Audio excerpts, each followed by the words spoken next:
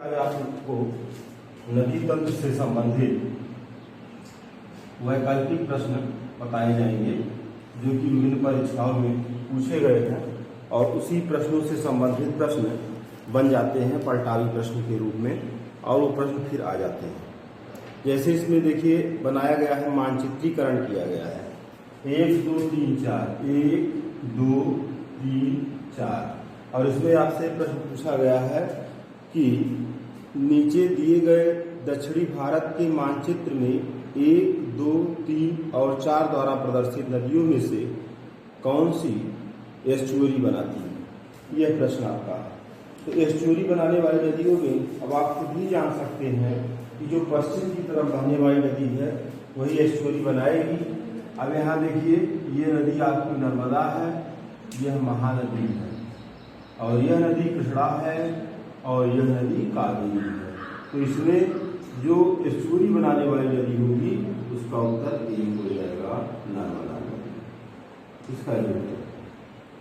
इस तरह से पहला प्रश्न आपका था। दूसरा प्रश्न देखिए, इसमें जिसकी जरूरत पड़ेगी उसमें हम आपको चित्र बनाते जाएंगे। अगला प्रश्न लिखा गया है, निम्नलिखित में से जो नदी सिंधु नदी की सहायक नहीं है, श्योक, कोसी, झेलम, चेनाब। श्योक, कोसी, झेलम और फिर है चेनाब। ये 4 नदियां हैं। श्योक है, कोसी है, झेलम है, चेनाब। इसमें आपसे पूछ रहे हैं सिंधु की सहायक इसमें नहीं है। तो आप जानते हैं कि कोसी नदी जो है ये गंगा की सहायक है। नेपाल क्षेत्र से निकल करके और आगे बढ़ करके बिहार में मिल जाती है गंगा से, तो इस नाते इसका उत्तर कोसी हो जाएगा। ये सिंधु की सहायक नहीं है।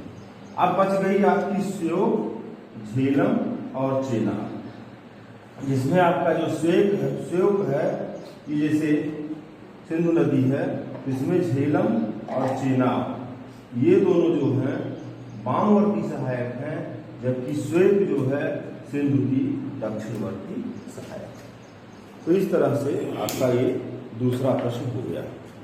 अब हम अगले प्रश्न पर चलते हैं। अगला प्रश्न आपका ये है कि निम्नलिखित में से कौन सी नदी अमरकंटक पहाड़ से नहीं निकलती है। गोदावरी, नर्मदा, महानदी, सोन। हमने आपको पहले ही बताया था कि अमरकंटक जो है ये छत्तीसगढ़ और मध्य प्रदेश सीमा पर स्थित पहाड़ी है। इधर से इसमें नर्मदा निकलती है, इधर से सोन निकलती है, इधर से महानदी निकलती है। तो ये अमरकंटक पहाड़ी हो गई, अमरकंटक पहाड़ी। और इधर से आप देखेंगे ये नदी हो जाएगी सोन, ये नदी हो जाएगी महानदी और ये नदी हो जाएगी नर्मदा या रेवा नदी। तो इस तरह से आपका ये प्रश्न बन गया, कौन सी नदी नहीं निकलती है। तो इसका उत्तर हो जाएगा, इसमें गोदावरी भी दिया गया है, यही इसका उत्तर हो जाएगा। फिर अगला क्वेश्चन आपका दिया गया है, रुद्रप्रयाग निम्नलिखित में से किन नदियों के संगम पर स्थित है। अब इसमें देखिए, आपको पहले ही बताया जा चुका है और एक सूत्र भी बताया गया है, देव रूम कप विधि। अब इसमें देवप्रयाग फिर रू है, रुद्रप्रयाग का है, कर्णप्रयाग वी है, रुद्रप्रयाग। ये आपको बताया है। अलकनंदा सबके साथ, अलकनंदा कामन नदी है। देवप्रयाग में अलकनंदा और भागीरथी। रुद्रप्रयाग में अलकनंदा और मंदाकिनी। कर्णप्रयाग में पिंडर। रुद्रप्रयाग में धौली। अब यहाँ पर आपका प्रश्न स्पष्ट हो गया। यहाँ पर ये प्रश्न पूछा गया है, रुद्रप्रयाग निम्नलिखित में से किन नदियों के संगम पर स्थित है? इसका उत्तर आपका अलकनंदा और मंदाकिनी होगा, ये वाला हो जाएगा। फिर अगला क्वेश्चन है, भारत की निम्न नदियों में कौन सी नदी डेल्टा नहीं बनाती? गंगा, गोदावरी, ताप्ती, महानदी। इसका उत्तर ताप्ती हो जाएगा। नर्मदा और ताप्ती नहीं बनाती हैं, इसमें ताप्ती दिया गया है। अगला क्वेश्चन है, नदी जो भ्रंश घाटी से होकर बहती है, अब इसमें देखिए नर्मदा ऑप्शन में दिया गया है, ये प्रमुख उत्तर हो जाएगा। फिर अगला क्वेश्चन है, निम्नलिखित में से कौन सी नदी एस्चुअरी नहीं बनाती है? नर्मदा, मांडवी, ताप्ती, महानदी। अब इसमें नर्मदा है, मांडवी है, ताप्ती है, महानदी। कौन सी नदी इसमें एस्चुअरी नहीं बनाती? इसके लिए आप ये देखेंगे कि नर्मदा, फिर ताप्ती, फिर गोवा में मांडवी और इधर महानदी। ये तीनों नदियां जो हैं एस्चुअरी बनाती हैं। कौन कौन सी? नर्मदा, ताप्ती, मांडवी गोवा की नदी है, बच गई कौन? महानदी। यही इसका उत्तर हो जाएगा, महानदी एस्चुअरी नहीं बनाती। अगला क्वेश्चन है, निम्नलिखित में से किस नदी का स्रोत मैकाल श्रेणी में नहीं है? तो मैकाल श्रेणी में देखिए, अभी हमने इसकी व्याख्या की थी, फिर से इसको देखिए, नर्मदा, ताप्ती, सोन, महानदी। इसका उत्तर ताप्ती नदी है। निम्नलिखित नदियों में से कौन एक यमुना की सहायक नदी नहीं है? बेतवा, चंबल, केन, रामगंगा। रामगंगा सहायक नहीं है। अगला क्वेश्चन है, निम्नांकित में से क्रेटर निर्मित झील है? लूनार, अरब सागर, डल झील, रुडोल्फ झील। इसमें आप कई बार बताया गया है, झील वाला चैप्टर विस्तृत रूप से आपका अध्ययन कर दिया गया है और इसके अंतर्गत आपका उत्तर बन जाएगा क्रेटर जो है लोनार झील, महाराष्ट्र। निम्नांकित में से जो नदी अमरकंटक से निकलती है वह है? कुशड़ा, पेरियार, चंबल, सोन। इसमें सोन हो जाएगा। इसकी व्याख्या हमने अभी कर दी है। फिर अगला क्वेश्चन है, क्षिप्रा नदी निम्नांकित में से किसकी सहायक नदी है? बहुत महत्वपूर्ण प्रश्न है, क्योंकि क्षिप्रा नदी पर भी कुंभ लगता है, हरिद्वार, प्रयाग, नासिक और उज्जैन। तो उज्जैन क्षिप्रा नदी के तट पर है और क्षिप्रा जो है वो चंबल की सहायक है। इसका उत्तर चंबल हो जाएगा। अब अगला प्रश्न देखिए, तिब्बत में उत्पत्ति पाने वाली ब्रह्मपुत्र, इरावदी, मेकांग नदियां अपने ऊपरी पाटों में संकीर्ण और समानांतर पर्वत श्रेणियों से होकर प्रवाहित होती हैं। अब ये तो जान लीजिए, आपको एक इसमें प्रश्न दिया गया है, तो जो प्रश्न लंबा होता है उसमें कुछ न कुछ उत्तर भी छुपा होता है। इसमें देखिए लिखा गया कि तिब्बत में उत्पत्ति पाने वाली ब्रह्मपुत्र, इरावदी, मेकांग नदियां अपने ऊपरी पाटों में संकीर्ण और समानांतर पर्वत श्रेणियों से होकर प्रवाहित होती है। इन नदियों में ब्रह्मपुत्र भारत में प्रविष्ट होने से ठीक पहले अपने प्रवाह में एक यू टर्न लेती है। यह यू टर्न क्यों बनता है, यह प्रश्न आपका है। इसमें आपको ये बताया गया है कि इसका उत्तर ये है कि भूवैज्ञानिकीय तरुण हिमालय के अक्ष संघीय नमन के कारण ऐसा इस नाते होता है। देखिए यहाँ पे हमने कई बार इस चीज को बताया और इस पर आपसे प्रश्न लगातार किसी न किसी रूप में पूछे ही जाएंगे। तो ऐसी स्थिति में देखिए कि यहाँ इस तरह इसका आता है, ये सिर्फ नदी है। तो हाँ, ये ब्रह्मपुत्र नदी, सॉरी ब्रह्मपुत्र, ये ब्रह्मपुत्र नदी है। यहाँ इसका तिब्बत के मानसरोवर झील से निकलने वाली नदियां आपको बताया गया। विश्व की कई नदियां तिब्बत के झील से, तिब्बत के पठार से निकल रही हैं और इसके बाद ये यूटर्न दे रही है। पहले इसका प्रवाह इस तरह से है, अरुणाचल प्रदेश में अरुणाचल प्रदेश यहाँ, और ये नामचा बरवा पहाड़ी है। नामचा बरवा पहाड़ी को काटती है नदी, और नामचा बरवा पहाड़ी को काटने के बाद यहाँ एक दर्रा भी है, उससे होकर के, उसी के बगल में, उससे होकर के जो इसका एक कर्व बन रहा है, ये कर्व बनने का जो कारण है वो मुख्य रूप से हिमालय का अक्षीय नमन है। हिमालय का अक्षीय नमन।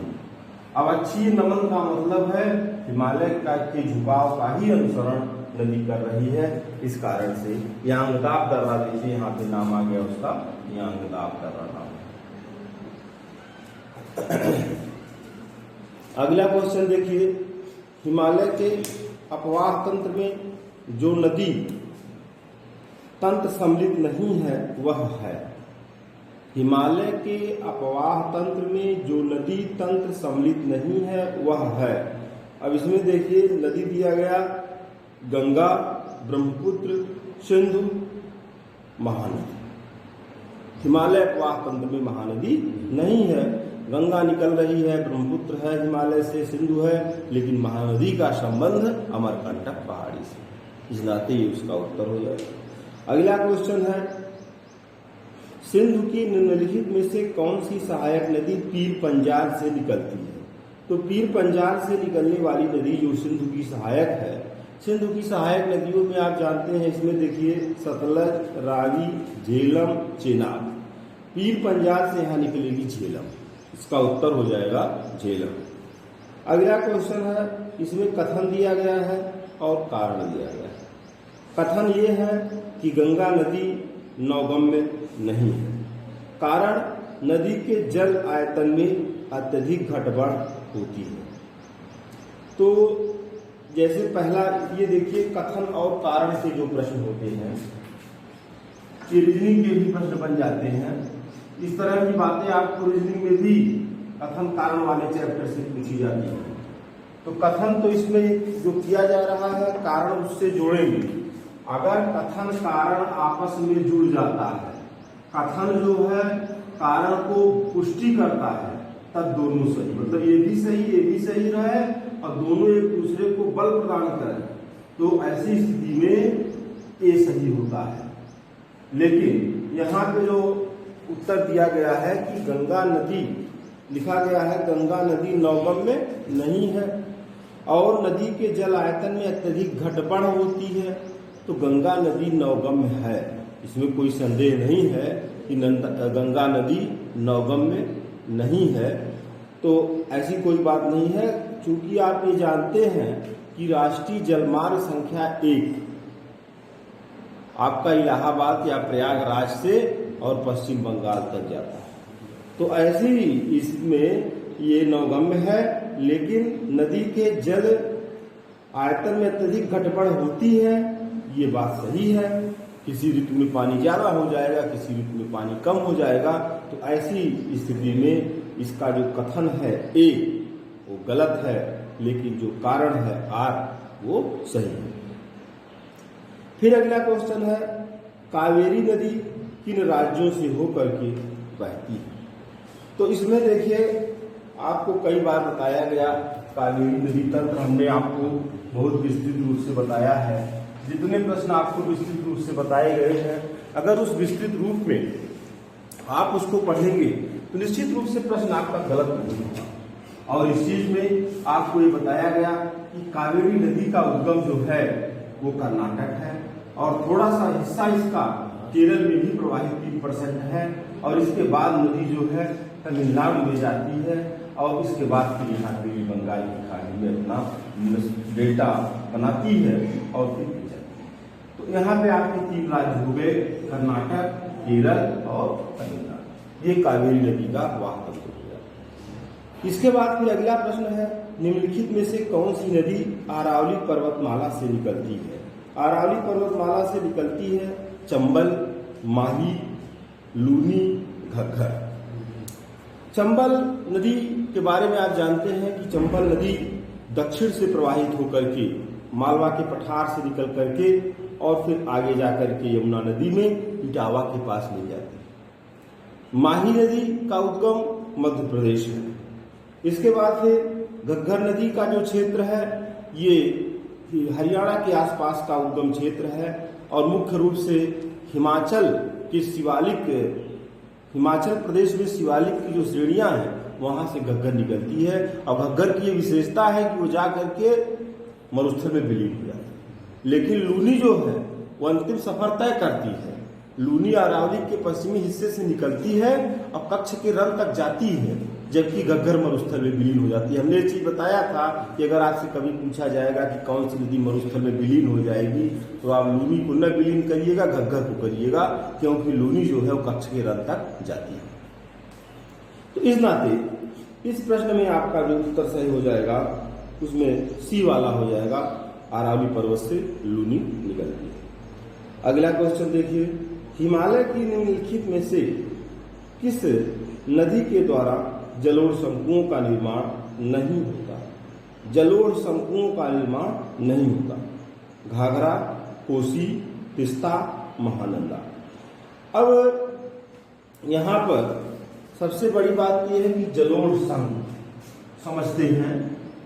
जलोढ़ शंकु और जलोढ़ पालक दो चीज, जलोढ़ शंकु और जलोढ़ पालक। नदी विकास की तीन अवस्थाएं हैं। नदी विकास के तीनों अवस्थाओं में युवा अवस्था है, फिर प्रौढ़ावस्था है और प्रौढ़ावस्था के बाद फिर वृद्धावस्था है। नदी विकास की तीन अवस्थाएं हैं। जलोढ़ पंख और जलोढ़ शंकु का निर्माण नदी जैसे ही पर्वत से उतरकर मैदान में आती है तो यहाँ शंकु के रूप में, पंख के रूप में जमाव अपना एकत्रित करती है, उसी को जलोढ़ पंख और जलोढ़ शंकु कहा जाता है। घाघरा नदी जो है इस तरह का निर्माण नहीं करती और कोसी, तिस्ता, महानंदा ऐसी चीजों का निर्माण करती है। फिर अगला क्वेश्चन है, निम्नलिखित में से कौन सी नदी भ्रंश घाटी से होकर प्रवाहित होती है? तो नर्मदा और ताप्ती जहां आ जाएगा तुरंत ही उसका आपका उत्तर हो जाएगा। निम्नलिखित में से किस नदी की घाटी विवर्तकी है? ये प्रश्न आपका है विवर्तकी। तो यहाँ पे देखिए, विवर्तनिकी का मतलब भ्रंश घाटी है। भ्रंशन प्रक्रिया आपकी जो है भ्रंश घाटी से प्रवाहित होने वाली नदी नर्मदा भी है और ताप्ती भी है। इस कारण से इस प्रश्नों का जो उत्तर आपका बनेगा, नर्मदा और ताप्ती का जो उत्तर बन रहा है वही दोनों नदियां यहाँ ऑप्शन में दी गई हैं, वही उत्तर सही हो जाएगा। नर्मदा तो नहीं दी गई है लेकिन ताप्ती दी गई है, इस नाते ताप्ती नदी इसका उत्तर हो जाएगा। अमरकंटक पठार से कौन सी नदी नहीं निकलती है? अमरकंटक पठार से कौन सी नदी नहीं निकलती है? तो हमने आपको इस चीज को कई बार बताया, पूछने वाले ने भी प्रश्न को कई बार पूछा। इसका मतलब है कि प्रश्न में जान है और जब जान है तो इस नाते उसको ध्यान से देखना है। इसके बाद में अमरकंटक पठार में देखिए सोन है, नर्मदा है, महानदी है, गोदावरी है। अमरकंटक पठार से कौन सी नदी नहीं निकलती है? तो इसमें गोदावरी आपका उत्तर है। इसके बाद में अगला प्रश्न यहाँ पे दिया गया है, अरावली पर्वतमाला महान जल विभाजक है। तो अरावली पर्वतमाला महान जल विभाजक है, किन नदियों के बीच में अरावली महान जल विभाजक है? तो आपको अरावली पर्वत तंत्र पठार में समझाया गया है। अरावली पर्वतमाला विश्व की सबसे पुरानी पर्वतमाला है और इसका निर्माण ग्रेनाइट और पुरानी चट्टानों से हुआ है। इसके निर्माण में आग्नेय और रूपांतरित चट्टानों का भी योगदान है। इसका सबसे ऊंचा शिखर गुरु शिखर है और आप ये भी जानते हैं इसी पर दिलवाड़ा का जैन मंदिर है। माउंट आबू पर दिलवाड़ा का जैन मंदिर है और जिसको सोलंकी वंश के शासकों ने इसका निर्माण किया था। और इसी के साथ साथ आप ये भी जानते हैं कि यहाँ पर मुख्य रूप से दो धर्मों से संबंधित मंदिर हैं, एक हिंदू धर्म से संबंधित और दूसरा जैन धर्म से संबंधित। तो इतनी चीजें तो आपको अरावली से बताया गया था। अब आप इस चीज को भी जानते हैं कि अरावली के पूर्व से बनास नदी निकलती है और यह बनास नदी चंबल की सहायक है। बनास नदी जो है ये चंबल की सहायक है और इसके पश्चिमी हिस्से से जो नदी निकलती है उसमें आपने देखा है कि यहाँ पश्चिम से लूनी निकलती है, साबरमती निकलती है, ये नदियाँ इसके पश्चिम से निकलती हैं। और इसके उत्तर साइड से चूंकि ये महान जल विभाजक दिल्ली तक जाता है, इसकी जो शाखाएं हैं वो दिल्ली तक पहुंचती हैं और रायसीना पहाड़ी तक पहुंचती हैं। रायसीना पहाड़ी के बारे में आप जानते हैं कि इसी रायसीना पहाड़ी पर राष्ट्रपति भवन स्थित है। और इस जो दिल्ली के वास्तुकार हैं एडविन लुटियंस महोदय ने जो दिल्ली नगर के वास्तुकार हैं उन्होंने भी इसकी डिजाइन तैयार की है दिल्ली और राष्ट्रपति भवन की। तो इस तरह से ये नदी जो है इधर गंगा और यमुना अपवाह तंत्र है और इधर सिंधु अपवाह तंत्र है, अर्थात अरावली विभाजक रेखा बन जाती है इसके बीच में, सिंधु और गंगा के बीच में। फिर अगला क्वेश्चन देखिए, नर्मदा एवं ताप्ती नदियां द्रोणी भ्रंश से बहती हैं, ये कथन है। कारण दिया गया है इन नदियों के मार्ग ढाल की सामान्य प्रकृति के विरुद्ध है। तो इसमें दोनों सही है, दोनों ए और आर दोनों सही है और दोनों व्याख्या ही सही है। एक बार फिर से देख लीजिए, नर्मदा और ताप्ती नदियां द्रोणी भ्रंश से बहती हैं, इन नदियों के मार्ग ढाल की सामान्य प्रकृति के विरुद्ध हैं, दोनों बातें सही हैं। चूंकि ढाल के विरुद्ध इस नाते इसमें लिख दिया गया कि सामान्य जो नदियां हैं वो पूरब से पश्चिम से पूरब जा रही हैं और ये दोनों नदियां पूरब से पश्चिम जा रही हैं, ढाल कर रही है। अगला क्वेश्चन इसमें है, निम्नलिखित में से कौन सी नदी तीन, देखिए बहुत महत्वपूर्ण प्रश्न है और जटिलता से हमने आपको समझाया है, अगर आप समझे होंगे तो भी हल कर ले जाएंगे। निम्नलिखित में से कौन सी नदी 3 बार 2 धाराओं में विभक्त हो जाती है और कुछ मील आगे जाकर पुनः मिल जाती है और 3 द्वीपों का निर्माण करती है, श्रीरंगपट्टनम, शिव समुद्र, श्रीरंगम द्वीपों का निर्माण करती है। तो इसमें आपको बताया गया है कावेरी नदी, ये बताया गया है। इसमें हमने बता दिया था कि विश्व का सबसे बड़ा द्वीप, नदी द्वीप, और कनाडा में मॉन्ट्रियल शहर वो भी एक द्वीप है, उसके बारे में भी हमने आपको बताया था। और सेंट लॉरेंस नदी में है और कावेरी नदी के द्वीपों को भी बताया गया था। जब हम इस चीज को आपको बता रहे थे तो उसमें मुख्य रूप से हमने मांजुली द्वीप की भी चर्चा की थी और इसके बाद सेंट लॉरेंस नदी में मॉन्ट्रियल जो शहर है वो भी एक नदी द्वीप ही है, उसकी भी चर्चा की गई थी। और कावेरी नदी को बताया गया था वो 3 द्वीप उसमें भी हैं। अब उस 3 द्वीपों में यहाँ प्रश्न में आपको वो लिखे गए हैं द्वीप, श्रीरंगपट्टनम, शिव समुद्रम और श्रीरंगम। तो इस तरह से ये प्रश्न आपका हो गया। फिर अगला क्वेश्चन आपका इसमें दिया गया है कि निम्नांकित में से कौन सा कथन असत्य है। पहला दिया गया, सतलज ट्रांस हिमालयन नदी है, दक्षिण के पठार से निकलकर गंगा में मिलने वाली नदियों में सोन सबसे बड़ी नदी है। इंद्रावती, शालेवी, प्राणहिता, गोदावरी की सहायक नदियां हैं। महानदी का उद्गम पश्चिमी घाट से होता है। महानदी का उद्गम पश्चिमी घाट से नहीं होता है, इस नाते यही कथन अलग हो जाएगा। ब्रह्मपुत्र नदी किस प्रकार की नदी का उदाहरण है? इसको आप जानते हैं कि ब्रह्मपुत्र नदी पूर्ववर्ती नदी का उदाहरण है। अगला क्वेश्चन है, भागीरथी नदी कहाँ से निकलती है? भागीरथी नदी गोमुख से निकलती है।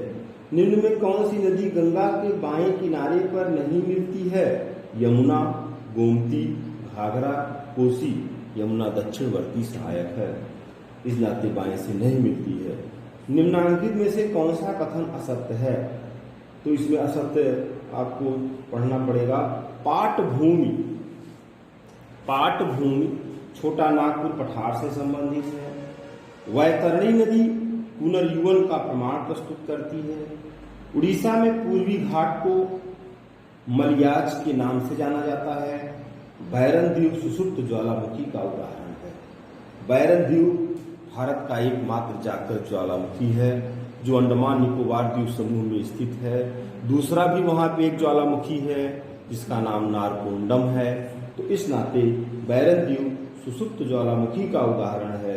यही आपका अलग हो जाएगा, सुषुप्त नहीं है बल्कि जागृत ज्वालामुखी है।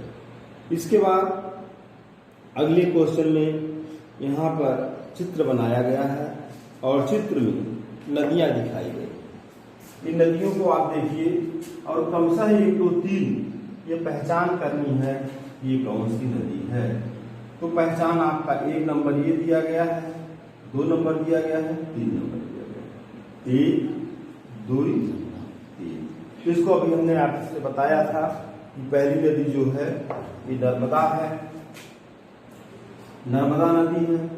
ये नदी आपकी कृष्णा है और ये नदी काली।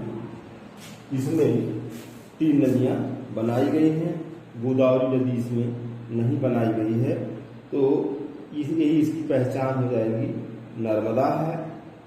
नंबर 1 पे नर्मदा, नंबर 2 पे कृष्णा और नंबर 3 पे काली। अगला क्वेश्चन है, जिस राज्य में लूनी नदी बहती है वह है। तो लूनी नदी आप जानते ही हैं कि राजस्थान में ही बहेगी। निम्नलिखित में से किस नदी का प्रवाह मार्ग भारत में सबसे अधिक लंबा है। भारत में निम्न में से किस नदी का प्रवाह मार्ग भारत में सबसे अधिक लंबा है। सतलज, व्यास, चेनाब, झेलम। इसका उत्तर सतलज है। ट्रांस हिमालय से निकलने वाली निम्नलिखित नदियों में कौन सी एक पूर्ववर्ती नदी है। घाघरा, घग्गर, यमुना, सतलज। आप इस चीज को कई बार बताया गया है कि 3 नदियां पूर्ववर्ती हैं, सिंधु, सतलज, ब्रह्मपुत्र। इसमें सतलज ऑप्शन में है। अगला क्वेश्चन है, चिल्का झील स्थित है। चिल्का झील यहाँ पे कर्नाटक तट पर, कोंकण तट पर, मालाबार तट पर, उत्तरी सरकार तट पर। तो उड़ीसा का जो तट है उसे उत्तरी सरकार तट के नाम से जाना जाता है। फिर अगला क्वेश्चन है, निम्नलिखित मानचित्र में 1, 2, 3, 4 नदियां प्रदर्शित की गई हैं और उनका सही क्रम आपको बताना है। चलिए इसको सही क्रम में देखते हैं। सही क्रम नदियों को, एक तो इसमें नर्मदा दिखाई पड़ रही है आपको और ये जो है यहाँ आ रही है और ये 2 नदियां क्यों आ रही है। तो इसकी नंबरिंग भी कर दी गई है। नंबरिंग है 1, 2, 3, 4। 1, 2, 3, 4 नदियां हैं। इसको आपको क्रम से बताना है कि ये कौन कौन सी नदियां हैं। तो इसके लिए आप इस चीज को बखूबी हमने कई बार बताया है। सबसे उत्तर में कच्छ केरल में गिर रही है लूनी। लूनी के बाद दूसरी नदी आपकी है और तीसरी, ये दोनों खंभात की खाड़ी में गिर रही है। तो ये जो दोनों नदियां हैं, ये दोनों नदियों में सबसे उत्तर में ये साबरमती, 2 नंबर पे साबरमती। साबरमती के संग तुमने कर दिया कमाल। इसके बाद 3 नंबर पे माही, इसका उद्गम क्षेत्र मध्य प्रदेश है। और फिर 4 नंबर पे आपका नर्मदा है। लूनी, साबरमती, माही, नर्मदा, ये 4 हमेशा ध्यान में रखिएगा। उत्तर से दक्षिण नदियों का जो क्रम है उसमें लूनी है, लूनी के बाद साबरमती है, साबरमती के बाद माही है और माही के बाद में नर्मदा है। फिर आगे आपका प्रश्न जो बनता है, नर्मदा तथा सोन नदियां कहां से निकलती हैं।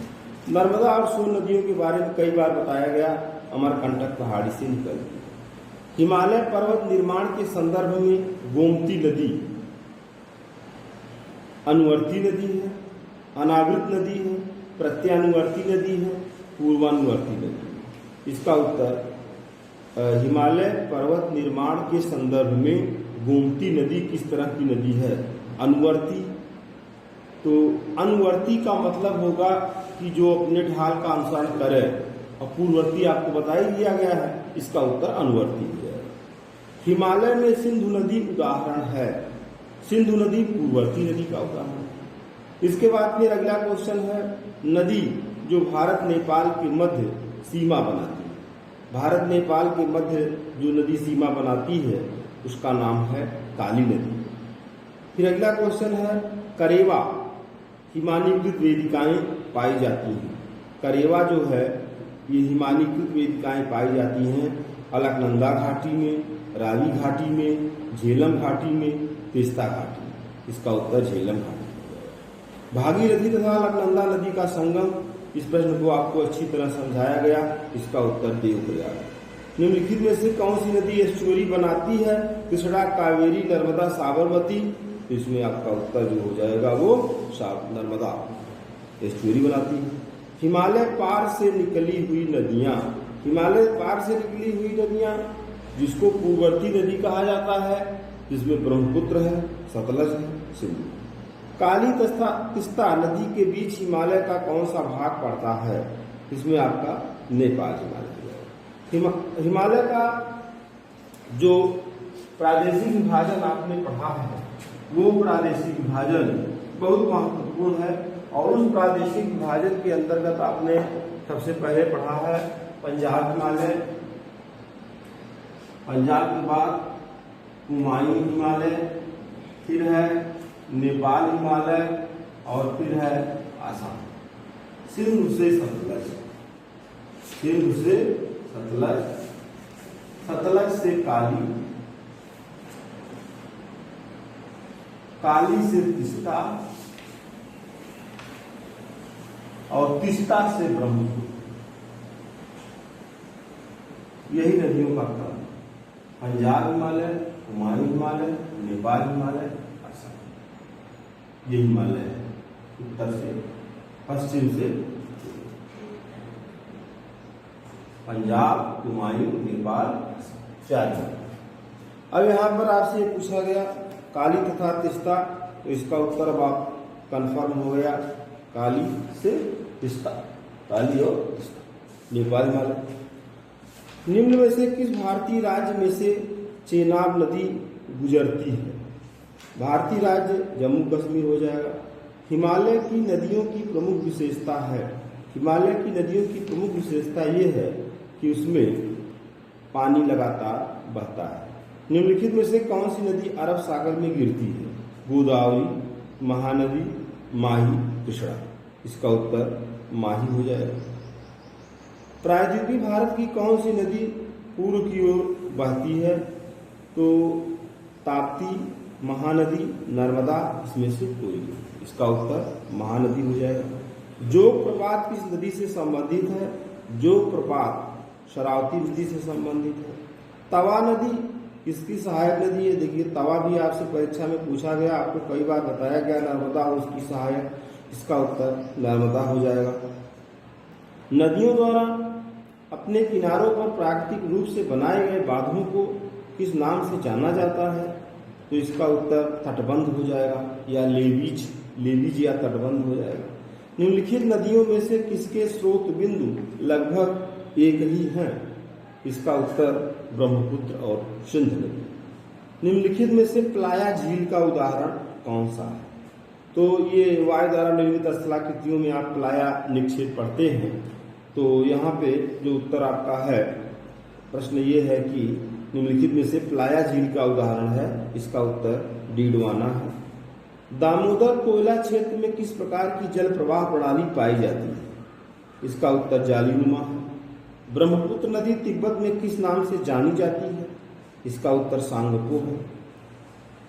निम्नलिखित में से कौन सी नदी पंच नदी से संबंधित नहीं है? रावी, व्यास, चंबल, सतलज। तो इसमें आपका सतलज नदी संबंधित, चंबल नदी संबंधित नहीं है। चंबल सहायक हो जाएगी यमुना की। निम्नलिखित में से कौन सा कथन असत्य है? इसमें देखिए पुलिकट, चिल्का और कोलेरू झीलें पूर्वी तट पर स्थित है। ये प्रश्न सही है। पुलिकट, चिल्का, कोलेरू पूर्वी तट पर स्थित है, सही बात है। बाड़ा लाचाला, सिरकिला दर्रे हिमाचल प्रदेश राज्य में स्थित है, ये भी सही है। कुल्लू घाटी धौलाधार और पीर पंजाल श्रेणियों के बीच में स्थित है, ये भी सही है। कंचनजंगा काराकोरम पर्वत श्रेणी की चोटी है, यही इसमें अलग हो जाएगा। कंचनजंगा काराकोरम पर्वत श्रेणी की चोटी है, ये कथन इसमें आ सकता है। फिर अगला क्वेश्चन है, इसमें नीचे दिए गए मानचित्र में कृष्णा नदी प्रणाली को प्रदर्शित किया गया है। प्रदर्शित नदी कौन सी है? तो यहाँ इसमें एक चित्र बनाया गया है जिसमें कृष्णा नदी को दिखाया गया है। तो पूछा गया है कि इसमें कौन सी नदी है, इसका उत्तर कृष्णा नदी हो जाएगा। निम्नांकित में से कौन सा कथन असत्य है? जो कथन असत्य है इसमें इसका मतलब 4 कथन 3 कथन सत्य भी है, तो सत्य देख लीजिए। गोदावरी प्रायद्वीपीय भारत की सबसे बड़ी नदी है, सही बात है। सोन नदी अध्यारोपित प्रवाह प्रणाली का उदाहरण है, सही है। शरावती नदी अपहरण का अच्छा उदाहरण प्रस्तुत करती है, सही है।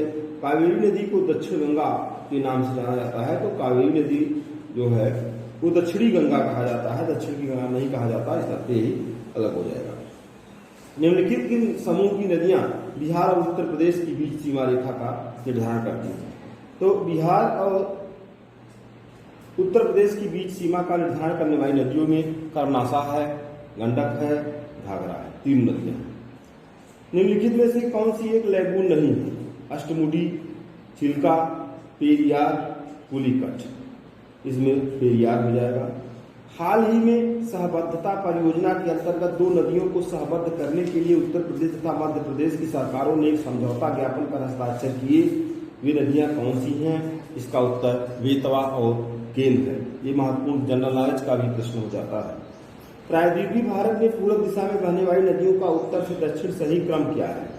तो इसमें देखिए, सबसे पहले आपका सुवर्णरेखा, महानदी, गोदावरी, कृष्णा, पेन्नार, कावेरी, वेगई, इसको आप ध्यान में रखेंगे और हमेशा इसका कार्य पड़ेगा। उत्तर से दक्षिण नदियों का जो क्रम है वो आप हमेशा याद रखेंगे। और उस नदियों के क्रम में फिर से एक बार देख लीजिए। सबसे पहले सुवर्णरेखा है, सुवर्णरेखा, सुवर्णरेखा के बाद फिर महानदी, इसको आप बना लीजिएगा। महानदी के बाद फिर हो जाएगा गोदावरी, गोदावरी का मुहाना, गोदावरी के बाद फिर कृष्णा का मुहाना, कृष्णा के बाद फिर यहाँ पे है पेन्नार, पेन्नार, पेन्नार के बाद फिर है कावेरी और कावेरी के बाद फिर है वैगाई। तो इस तरह से सुवर्णरेखा, महानदी, गोदावरी, कृष्णा, पेन्नार, कावेरी, वैगाई, इसको आप बनाते चलिएगा, इससे गलत ना हो। फिर अगला क्वेश्चन इसमें है, निम्नलिखित नदियों में सबसे अधिक नदी पथ परिवर्तन किसने किया है? तो इस चीज को आप मुख्य रूप से देख लीजिए। नदी पथ परिवर्तन करने वाली में कौन सी है? निम्नलिखित नदियों में सबसे अधिक नदी पथ परिवर्तन किया है, इसमें आपका कोसी नदी है। गंगा नदी की एकमात्र सहायक नदी जिसका उद्गम मैदान में है, इसका उत्तर गोमती है। निम्नलिखित में से किसका सर्वाधिक बड़ा जल ग्रहण क्षेत्र है? नर्मदा, महानदी, गोदावरी, कृष्णा। तो इसमें आपका उत्तर हो जाएगा, इन नदियों में गोदावरी हो जाएगा। भारत में निम्न झरनों में सर्वाधिक ऊंचाई वाला झरना कौन सा है? तो आप इस चीज को जानते हैं कि भारत का सर्वाधिक ऊंचा सीधा गिरने वाला झरना जोग जलप्रपात है। और अगला क्वेश्चन है इसमें, निम्नलिखित नदियों में कौन अध्यारोपित नदी का उदाहरण है? इसका उत्तर चंबल है। भारत के किस राज्य में फुलहर झील स्थित है? फुलहर झील बहुत महत्वपूर्ण है, उत्तर प्रदेश में है। भारत के किस जलप्रपात को लोकप्रिय रूप से नियाग्रा जलप्रपात के तौर पर जाना जाता है?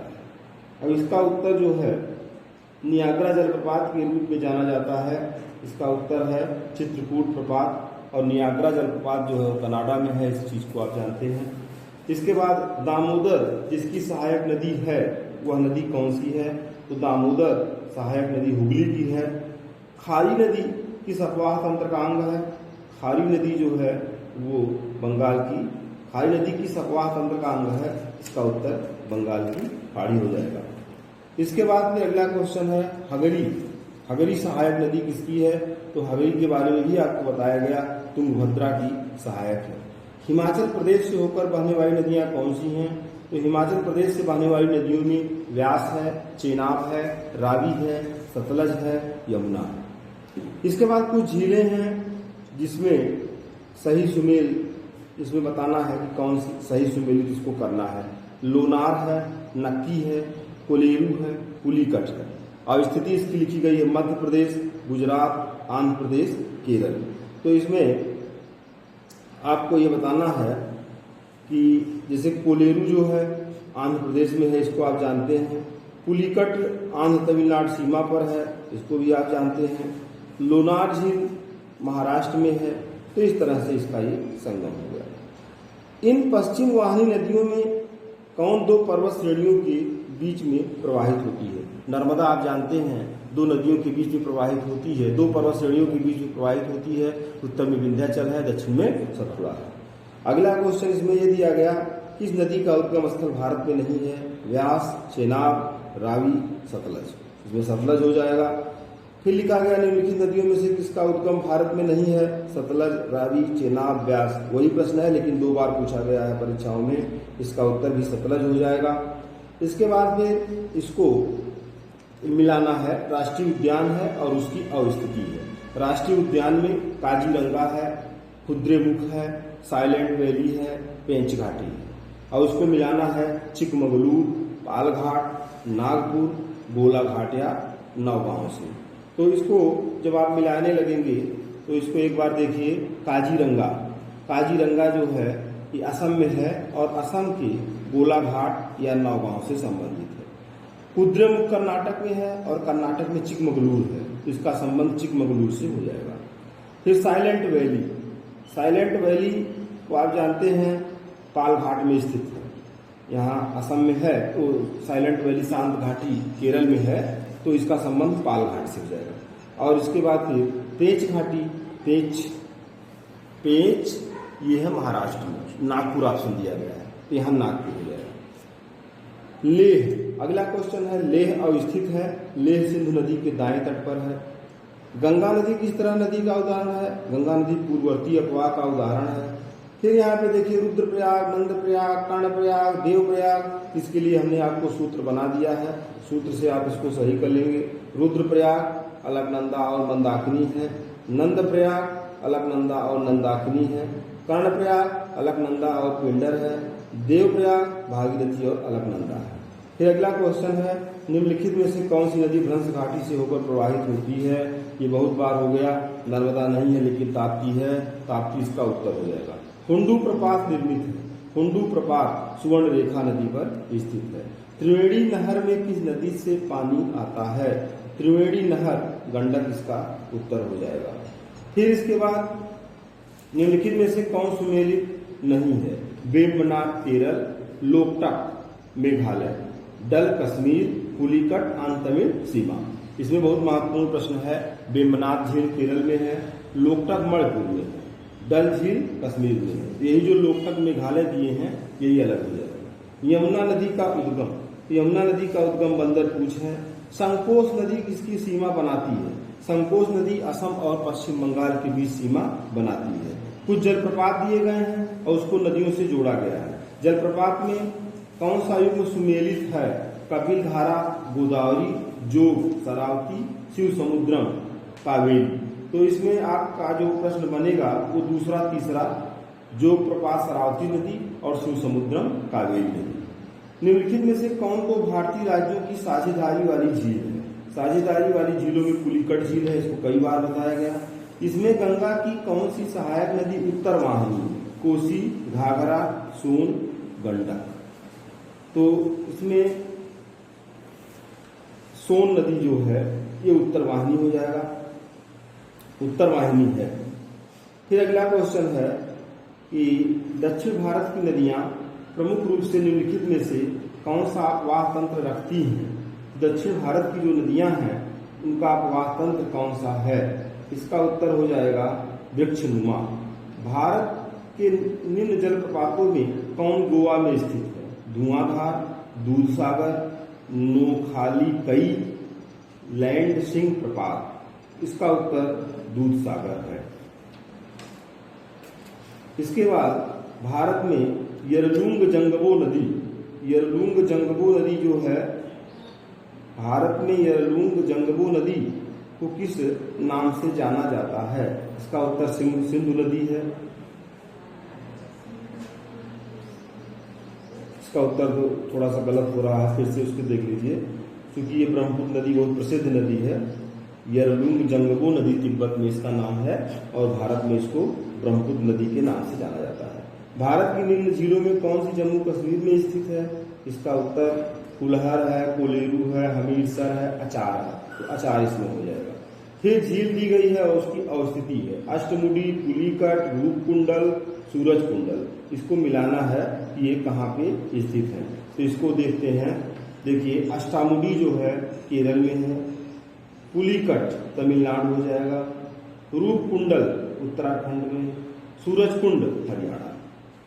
निम्न नहरों में से किसे दामोदर नदी से निकाला गया है? तो इसमें आपका उत्तर दामोदर नदी से निकाला गया है एडन नहर को। दूधगंगा नदी निम्न में से किसमें अवस्थित है? दूधगंगा जम्मू कश्मीर में है। निम्नलिखित में से कुंचिकल जलप्रपात की सही ऊंचाई कौन सी है? कुंचिकल जलप्रपात की ऊंचाई जो है लगभग 455 मीटर है। रहस्यमयी झील किसे कहा जाता है? रूपकुंड झील को रहस्यमयी झील भी कहा जाता है। कंकाल झील से भी संबंधित है वो। भारत की निम्नलिखित नदियों में से किसे जैविक मरुस्थल कहा जाता है? जैविक मरुस्थल वाली नदी में दामोदर है। बेतवा नदी कहाँ मिलती है? बेतवा नदी यमुना से मिलती है। मुंबई की मीठी नदी निम्नलिखित में से किस झील से निकलती है? मुंबई की मीठी नदी बिहार झील से निकलती है। कौन सी नदी उड़ीसा में अपना डेल्टा बनाती है? उड़ीसा में बनाने वाले डेल्टा महानदी है। फिर अगला क्वेश्चन आपका है, बांग्लादेश में प्रवेश करने के बाद गंगा नदी को निम्नलिखित में से किस नाम से जाना जाता है? इसका उत्तर पद्मा हो जाएगा। भेड़ा घाट पर कौन सा जलप्रपात स्थित है? तो भेड़ा घाट आपको बताया गया है कि धुआंधार जलप्रपात स्थित है। हाल ही में निम्नलिखित नदियों में से किसको जोड़ने का कार्य किया गया है? तो इसमें गोदावरी और कृष्णा नदी उत्तर दिया गया है, यही आपका उत्तर हो जाएगा। फिर देखिए, दोआब, जब आप भारत पढ़ रहे थे तो भारत में आपको दोआब बताया गया था। उस दोआब में विष्ट दोआब था, बारी दोआब था, रचना दोआब था और चाज दोआब था। तो इसमें इसको मिलाना था और हमने इसका सूत्र भी आपको बताया था। तो इसके सूत्र को आप देख लेंगे। जैसे पहला लिखा गया है विष्ट दोआब, व्यास और सतलज। बारी दोआब, रावी और व्यास। रचना दोआब, रावी और चेनाब। चाज दोआब, चेनाब और झेलम। कयाल क्या है? कयाल जो है आप ये जानते हैं, गंगा डेल्टा में कयाल का निर्माण होता है। यदि आप घड़ियाल को उसके प्राकृतिक आवास में देखना चाहते हैं तो निम्नलिखित में से किस स्थान पर जाना सबसे सही है? यह आपका शिक्षक भर्ती और टेट सीटेट परीक्षाओं में भी इस तरह के प्रश्न आपको मिलते हैं। चंबल नदी इसका उत्तर हो जाएगा। भारत की निम्नलिखित नदियों में कौन पश्चिमी घाट से नहीं निकलती है? गोदावरी, ताप्ती, कावेरी, कबाम। तो इसका उत्तर आपका ताप्ती है। ताप्ती पश्चिमी घाट से नहीं निकलती है। इसके बाद फिर चित्रकूट जलप्रपात स्थित है। चित्रकूट जलप्रपात बस्तर में स्थित है। और मोरीबंद डेल्टा निम्नलिखित में से किस डेल्टा का एक उपविभाग है? तो इसका उत्तर बंगाल डेल्टा हो जाएगा। और किस नदी की घाटी गहरी खड्डभूमि के लिए विख्यात है? ये प्रश्न बहुत महत्वपूर्ण है। इसका उत्तर चंबल है। बिहार के किस जिले में गंगा नदी सबसे लंबी है? इसमें आपका उत्तर हो जाएगा पटना। और बिहार राज्य में गंगा के किनारे स्थित जिलों की संख्या, ये आपका हो जाएगा 12 जिले। और अंत में एक प्रश्न, अंतिम प्रश्न आपका है झील और उसकी अवस्थिति। साला झील, बड़खल झील, लोकटक झील, काली बेली झील। अब इस झीलों के प्रश्न में आपका जो उत्तर है, साला झील अरुणाचल प्रदेश में है, बड़खल झील हरियाणा में है, लोकटक झील मणिपुर में है, काली बेली झील तमिलनाडु में है। इस तरह से आपको 100 से अधिक प्रश्नों पर इसमें अभ्यास कराया गया है। अधिकांश चीज़ें जब आपको जो मुख्य नोट्स बनवाए गए हैं और जो मुख्य बातें बताई गई हैं उसमें से आप देखेंगे तो आपका 90% प्रश्न सही होगा। 10% प्रश्न जो है उसको आप अंदाज से इस जानकारी के आधार पर उसको जोड़ते हुए अपने प्रश्नों को सही कर लेंगे। तो इसको देखने के लिए, सुनने के लिए आपको बहुत बहुत धन्यवाद।